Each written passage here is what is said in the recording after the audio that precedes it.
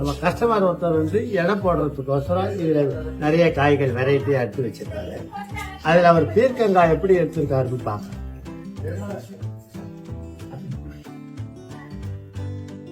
இது வந்து பீர்க்கங்கால முத்தல் இழைச்சு பார்க்கணும்னா இதான் மெயின் தான். இந்த இடம் அமுக்கணும் நல்லா. இது சுமாராக தான் அமுக்குது. அவர் சரியா செலக்ட் பண்ணார். இன்னும் கொஞ்சம் விட்டா மரக்கட்ட மாதிரியே ஆயிடும். இது வந்து பார்க்கறதுக்கு இவ்வளவு குண்டா இருந்தாலும் அமுக்குது பாருங்க.